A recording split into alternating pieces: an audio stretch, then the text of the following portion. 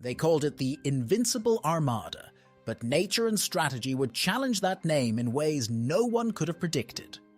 The year was 1588, a time when the world's oceans were the battlegrounds of empires, and the mighty Spanish Empire was at the forefront of it all.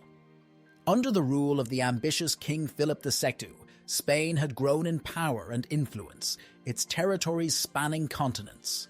But with great power came great adversaries. England, a rising naval force, stood in stark contrast to Spain, not just in terms of military might, but also in religious beliefs. While Spain was a bastion of Catholicism, England had embraced Protestantism under its monarch, Queen Elizabeth II. This religious divide was more than just a matter of personal faith. It was a political and territorial contention that threatened the very balance of power in Europe. Philip II, a staunch Catholic, viewed the Protestant queen as a heretic and a threat. His solution? A grand invasion of England to overthrow Elizabeth and restore Catholicism to its shores.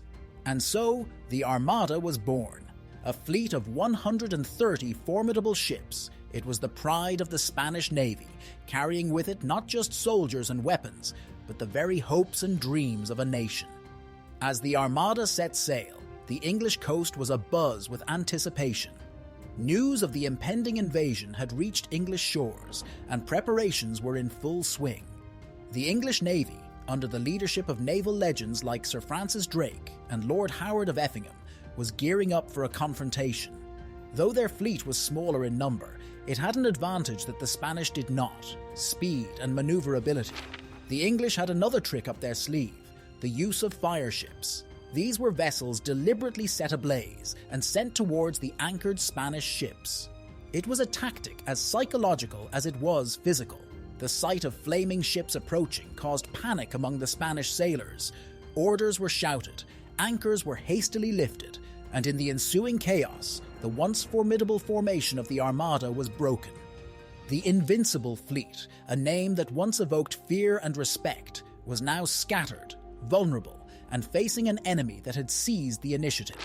As the battles raged on the open seas, another formidable opponent entered the fray: Mother Nature herself. The English Channel, known for its unpredictable weather, would play a pivotal role in the fate of the Armada. The Spanish, having faced the unexpected challenge of the fire ships, now found themselves at the mercy of the elements. The winds, often referred to as the Protestant wind in later English accounts, whipped up without warning. These were not just any winds. They were fierce, relentless, and seemed to favor the English. The Spanish ships, larger and less maneuverable, struggled against the gales. Many were separated from the main fleet, while others suffered damage to their sails and masts. The English, familiar with the treacherous nature of their home waters, used the weather to their advantage. Their ships, built for speed and agility, darted in and out of the Spanish lines, harrying and attacking the beleaguered Armada. Sir Francis Drake, ever the opportunist, even managed to capture a few straggling Spanish ships, adding insult to injury. But the worst was yet to come for the Spanish. Having failed in their primary mission to secure a landing in England, the decision was made to retreat and return to Spain. But the journey home would not be straightforward. The Armada's path lay around the northern tip of Scotland and then west around Ireland. It was a perilous route, fraught with danger. As the battered fleet made its way around the British Isles, disaster struck again.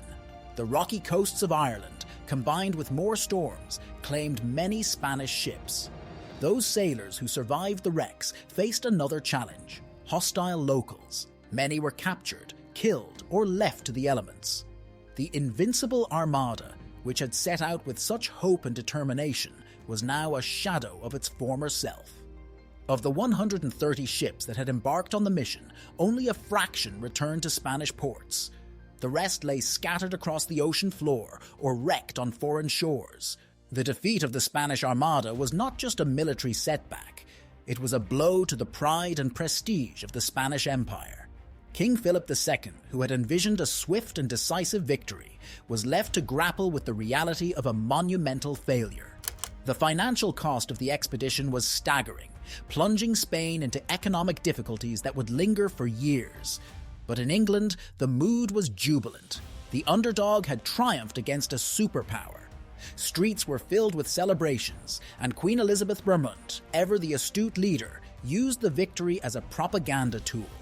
Medals were struck bearing the inscription, "God Blue," and they were scattered, a clear message attributing the victory to divine intervention. The defeat of the Armada became a symbol of English resilience and ingenuity. Sir Francis Drake and Lord Howard of Effingham became national heroes. Their names were sung in ballads and celebrated in tales, their exploits against the Armada becoming the stuff of legend. The victory bolstered England's reputation as a formidable naval power, setting the stage for its dominance in the centuries to come.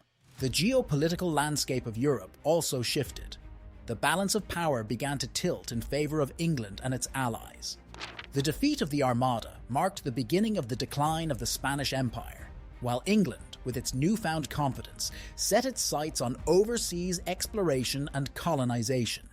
Yet, the story of the Armada is not just about winners and losers.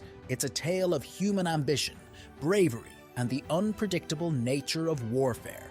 The Spanish sailors, despite facing insurmountable odds, fought with honor and determination. Their resolve, even in the face of defeat, is a testament to the human spirit. The legacy of the Armada is felt even today. It serves as a reminder of the fleeting nature of power and the importance of adaptability. In the annals of naval warfare, the confrontation between the Spanish Armada and the English fleet stands out as a pivotal moment, a clash of titans that would shape the course of history. In the wake of the Armada's defeat, the world watched and learned. Naval tactics evolved, with nations understanding the importance of speed, maneuverability, and the element of surprise. The use of fire ships by the English against the Armada became a case study in military academies, showcasing the power of unconventional strategies. But beyond the tactical lessons, the Armada's story became a cultural touchstone. It inspired art, literature, and theatre. Playwrights, poets, and authors wove tales around the events of 1588, immortalizing heroes and reflecting on the broader themes of fate, destiny, and human endeavour. Spain, despite the setback, remained a significant global power. However, the events of 1588 forced a period of introspection. The nation realized the importance of adaptability and began investing in newer, faster ships, learning from their confrontation with the English. While the Armada's defeat was a blow, it was also a lesson, one that Spain took to heart. England, on the other hand, rode on the wave of its victory. The country embarked on a period of exploration and colonization, laying the foundations for what would become the British Empire. The seas, once the domain of the mighty Spanish galleons, now echoed with the songs of English sailors. Yet, for all the tales of heroism and valor, the story of the Armada is also one of respect.